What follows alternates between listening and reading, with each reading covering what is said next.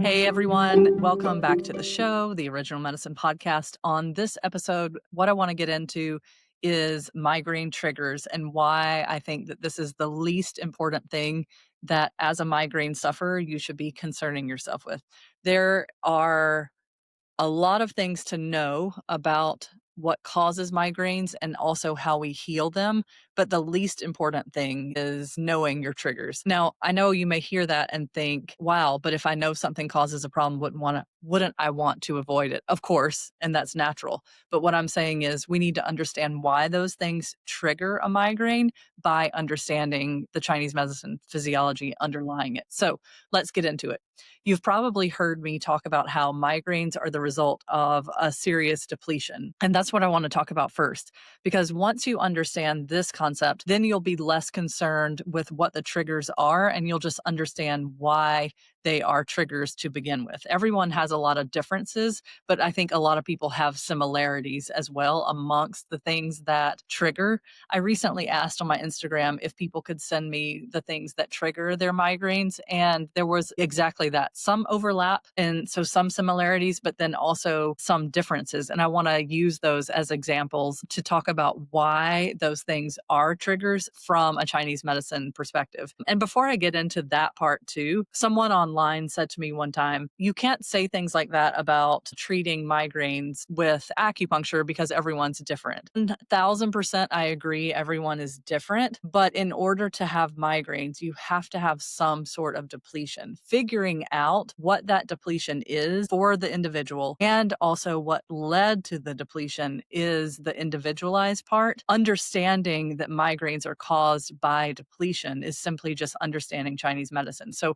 I just wanted to make that clear just in case that thought went through your mind also. Of course, we're treating everyone individually. Everyone that I see in person, I'm always taking their pulse and basing the treatment on what their pulse communicates to me. I don't have a protocol that if you come in with migraines, we're going to do this or that treatment. But what I will say is amongst people that have migraines, I see a very similar, I would say startlingly similar pattern where there is the deepest level of energy affected. And that is what is shown to me in the pulse. And then as we treat that, we get into the part of the pulse that shows me what medium is actually depleted. That is not 100%, but I would say we're batting like probably 90% when it comes to that pattern is what I've seen personally. And I will say that I experienced that myself where when I was receiving treatment, trying to build resources, that was not effective until we took care of the deeper level of energy that was presenting in my pulse.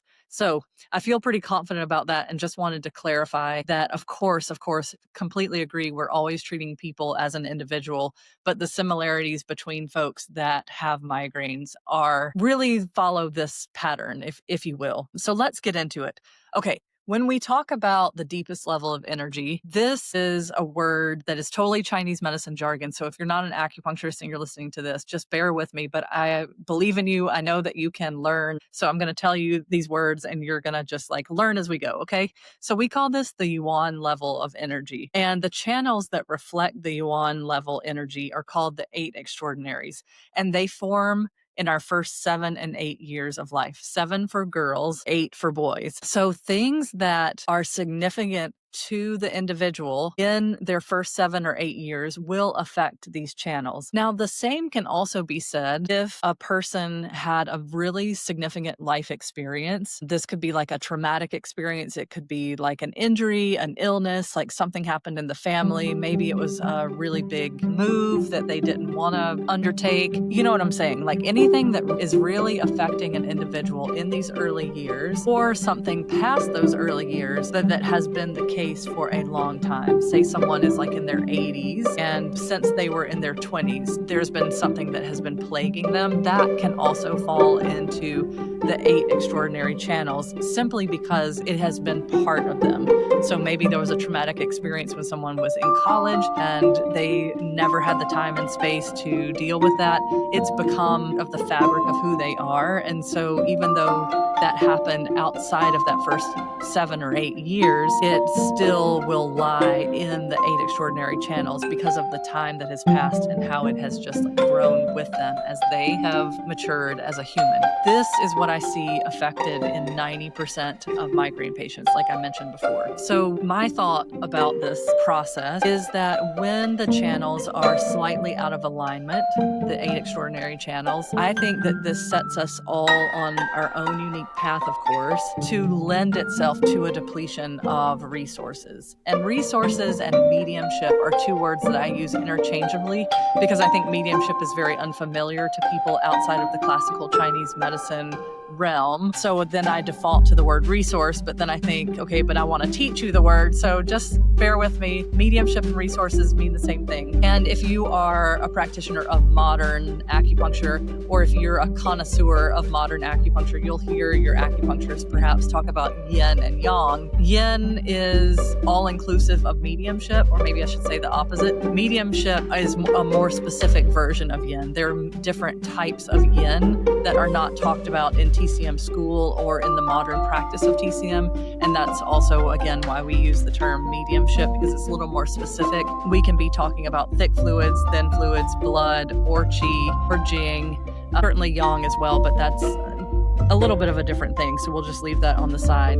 But anyway, in my experience, both personal and professional, meaning like my own experience as a former migraine sufferer, as well as with patients who have migraines, I really see these 8 extraordinary channels affected, which means there's something in the early life that set the channels just a little bit off, okay? So then we have this depletion that causes us to have migraines. Now, what does that mean? What do I mean by this? I don't want to get too in the weeds because what I really want to talk about is triggers. But the reason that I need you to understand the background is if you don't understand the Chinese medicine physiology, it's going to be hard for you to understand, I think, when I explain why triggers aren't really that significant. They're all pointing to the same thing, which is a lack of mediumship. Okay, so mediumship is handled by a group of channels called the divergent channels. And these are still at a deep level of energy, but they are a little bit higher up in the chain, so to speak, than the 8 extraordinary. So if you think about like this really deep vault, just like draw yourself in your mind like a deep rectangular shaped something. The yuan level of energy is all the way at the bottom. Okay, but slightly higher than that, still in the yuan level, but not all the way at the bottom, are the divergent channels. And they also use energy from way at the top of the box to store things away from your daily functioning. Okay, so this is where we get mediumship depletion, when we have been asking our bodies to store emotional experiences we haven't processed, environmental toxicities, all the things that we're exposed to all the time in our environments, medications, plastics, pesticides, air pollution. You get the picture, right? All these things have to be stored away from our organs, otherwise we would die.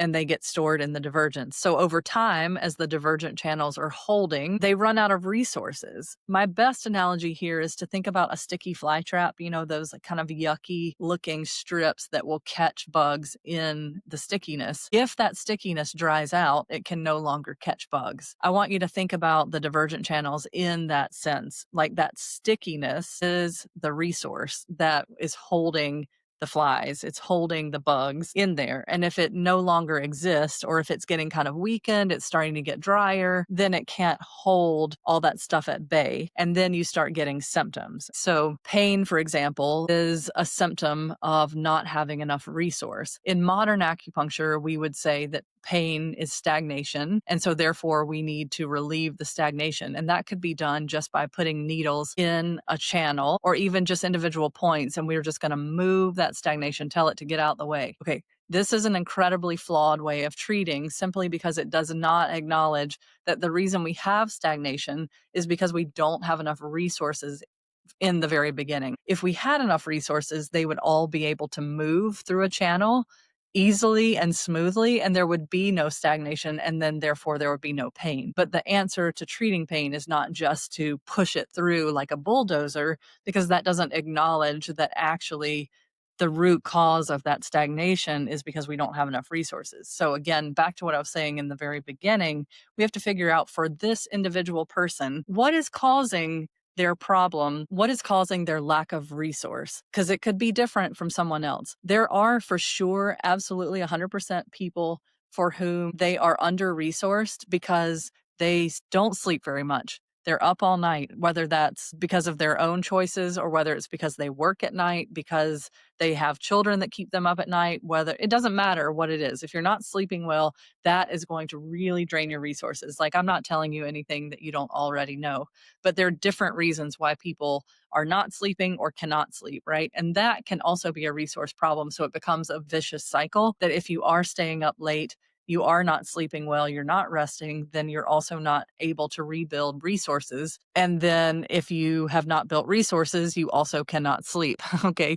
So these habits that you know that you should have, right? Like, we all know that we should be sleeping, we should get to bed early, we should get off our phones. Like, I'm guilty as well, right? We know that these things are important, but this is the Chinese medicine view of why are they important? Because our body needs to recuperate while we're sleeping. Okay, so if we're not doing that, that's going to deplete our resources. Just like also, if our diet is shit, we're absolutely not going to be able to rebuild resources as well. If you're eating a salad every day, like, that is a shit diet. It's dry, it's cold. This does not support resources at all. Like, a conversation about diet in Chinese medicine is not at all a conversation about nutrition. It's literally about energetics and how you support your body building fluids and resources. And if your diet is dry, even if it is quote unquote nutritionally sound, that is not going to help you. So you drink organic, local, whatever it is, artisanal coffee every morning, and you're just convinced because it's been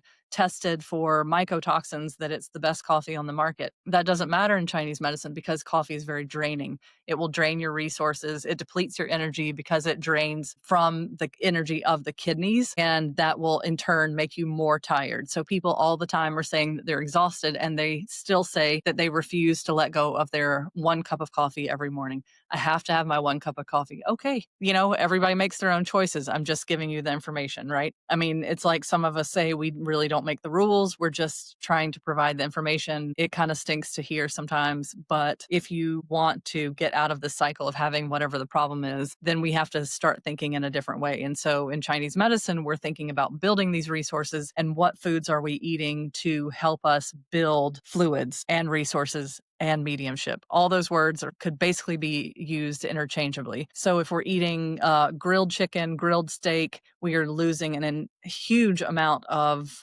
fluids by letting the fat and literally the hydration of the meat like fall through the grill. Again, like, raw food is going to be incredibly dehydrating, with the exception of carrots and olives eaten before a meal, because the sour flavor of the olive can stimulate the digestive tract, and also the crunchiness of the carrot also stimulates the digestive system. The stomach channel runs right through the mouth, and so this tells the body, get ready, we're going to feed you, we're going to put resources in and we want you to do something with it. So those are exceptions that I've been taught to the raw food conundrum. Okay, from there, if we're not sleeping well, we're not eating well, that is hugely depleting to your resources and makes it difficult to build more. And then also the emotional component. If there's emotions stored in the body, if we are continually having emotional experiences, because of course, like, we're human, these are things that deplete the resources. So we say that emotions get stored in the blood, and as the blood is busy holding that emotion, it can also be very depleting. So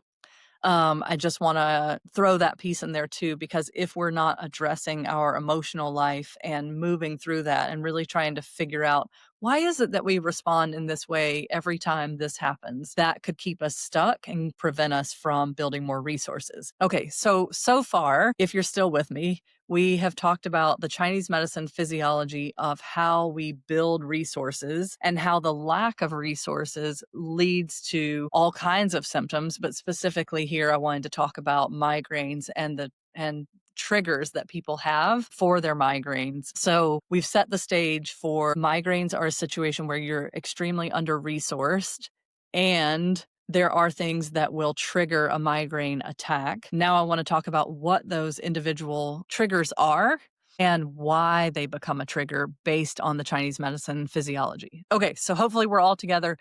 I really appreciate you bearing with me and like being interested in Chinese medicine because I know it's a completely different language. And especially when you get into the depths of it, like with classical Chinese medicine, there's so much more to it. Like the example I gave earlier is that modern acupuncture or TCM refers to pain as stagnation. And that sounds very simple. Like, of course, if something is stuck, it would be uncomfortable and painful. But TCM doesn't get into okay, but how do we prevent that stagnation from happening? I don't think it dissects it quite as well. And, that's why, again, personally, like I was injured by TCM and it was not helpful for me. It actually made me worse because the principles that they were using to treat me were just trying to move that stagnation without an acknowledgement of why do you have the stagnation? You are under resourced and we need to figure out why. And I will also say that as much as people don't like to hear me make dietary recommendations or lifestyle recommendations like get out of the sauna, get out of the hot yoga class. Those things are not fun to hear when you enjoy doing them, but those things are critical for you if you're interested in healing yourself. And so that's why I say them because when I think back to my own experience, even though I was a student, no one was telling me, don't do the hot yoga. This is why. And I feel like I would have responded differently if I had a good explanation. And what I'm trying to say is, even as an acupuncture student, I didn't have all that information, so I couldn't make a better decision for myself because I didn't see why it was necessary. No one ever recommended for me to stop drinking coffee, get out of the hot yoga, eat in a different way. There was just not that information available until I met my teacher. And then obviously that's when things changed drastically. Moving into the triggers. All right. So some of the triggers that people have said are caffeine and alcohol, dairy, sugar, and citrus. And then the non-food things were things like bright lights or loud sounds. Okay, so let's for real get into the triggers and why they are triggers. The things that trigger migraines are going to be something that raises the yang significantly without supporting the yin, or it raises the yang when we don't have enough yin. Because remember, I just spent all this time earlier talking about how we get depleted and that migraines are a result of depletion. Then something comes along and triggers the response, which basically is trying to get people to shut down. Like it's too much. That's why you get insane pain. It's why you get blindness with migraines. You might get an aura where you're not blind, but your vision is compromised. Sometimes people get holes in their vision. They can see parts of what's in front of them, but not other parts. Or there's like there might be a technical term for this. I just don't know what it is, but there's like a whole section missing. I know that used to happen to me. And what we're looking at here is something created too much demand for this person's body for the amount of yin that they have. So let's take, for example, alcohol. A lot of people say, man, if I have a glass of wine, that is a recipe for disaster. I know that I'm going to have a migraine the next day or even that night. If I have a glass of wine at dinner, I'm going to have a migraine after that. It's going to cause a problem. So now I just don't even drink. That's something that I hear quite a bit. And the reason this is because alcohol in general is very yang. It raises the energy, the yang energy. It is hot in nature. And all of these things create more heat. They raise energy upward, and that also creates dryness. So in addition to raising the energy up, it's going to tax the yin, the supportive energy that roots down. And if you don't already have a good root, then the yang energy just keeps going up, up, up, up, up. And because you don't have a good root, then that creates stagnation as well. The energy just can't move normally. And I really think of migraines more as just the energy is moving up in an unrestrained way. It's natural that yang energy moves up. This is like we think about the day. The sun comes up in the morning, and then at midday it is directly overhead, and then it starts like waning throughout the day, right? This is just like a normal nature concept, but the same thing is true of our energy. So really, like the best time to do a hard workout would be right in the middle of the day as opposed to early in the morning or late at night, because we're following the rhythm of nature. But if you think about that from a perspective of having a balance, the earth is balancing the sun, whereas like in your energy is just rising, rising, rising. If you don't have a good root, then you could get things like a migraine. Now you can get other symptoms too, and I'm going to talk about that in a separate episode. vertigo, dizziness, vestibular symptoms, tremors, all those things are also representative of shaky yin. And I was not trying to make a joke there, but literally, like, shaking and shakiness is going to show you that there's an instability there. So that means there's not enough yin to root the yang. Okay, so the alcohol is raising the energy and you just simply do not have enough yin. Chocolate is another one. Similar concept here because chocolate is bitter in nature, but it's also usually hot because it does have sugar added, and sugar is going to raise the yang as well. Same thing is going to happen. And then in addition to that, it's going to drain because of the bitter flavor. Bitter flavors in Chinese medicine drain, and we use those strategically in herbal medicine and we also use it in food therapy as well. Like, I'm often talking about eating cooked greens because this drains, but in a less serious way, like in a less severe way. It's a nice way to just move energy so that you don't get stagnation from the diet when you're trying to build yin. It's really important, actually. Citrus, I think, is also a really interesting one that can cause migraines for people. And the reason I think this is interesting is because citrus is used to move qi, so moving energy. And if you remember in the beginning of this episode where I was talking about, I really strongly disagree with TCM treatment of migraines because they're looking to relieve pain and relieve stagnation by moving the energy without consideration for how are we actually preventing the problem in the future by treating the root cause and looking at how we have become under-resourced. When you eat citrus, you're doing the same thing, maybe on a lesser degree, but I would argue it's fairly similar because if it is putting you into a migraine, it's moving your energy significantly enough that you're getting this stagnation and you're getting all the symptoms of a migraine for you. And so that has shown you that that movement of energy is too much for the resources that you have. Basically, you're under-resourced for the movement that you want to do. This is a nice lead in to talking about lifestyle factors or sort of life things that trigger migraines for people, like a really intense workout, for example. Like, you guys may or may not know, I used to own a spin studio. I was a spin instructor. Sometimes I would teach, like, occasionally for certain, like, special events, we would teach long classes. So it'd be like a 90-minute spin class, like one Thanksgiving. And then, like, I had the most insane migraine like I've ever had. Probably not ever, but it was pretty insane because at that point I was pretty well healed. And then they came back during that period of my life because I was under resourced for the demands that I was putting on myself. It was obviously something I was choosing and I really enjoyed doing it, but I couldn't finance it with my resources. That is a case of raising your energy. So HIIT workouts, for example, are going to be way too much energy expenditure for someone who has migraines because you don't have enough yin. And the same thing is true of hot yoga or sitting in a sauna. These are terrible ideas, quite frankly, I think, for most people, but especially if you have any kind of chronic problem, if you have vertigo, if you have migraines, if you have any kind of dizziness, if you have any kind of autoimmunity, I would not recommend those things because sweat is the fluid of the heart outside of the body. So when you are sweating profusely, for whatever reason, this means that you are losing above and beyond a normal amount of resources. So we're looking to, again, rebuild those resources, all that yin, so that it roots the yang. And when you go into a hot room for some sort of heated workout, you are immediately raising your yang quite significantly before you even do any physical activity, which is naturally going to raise your yang as well. And that's normal. Physical activity should raise your yang.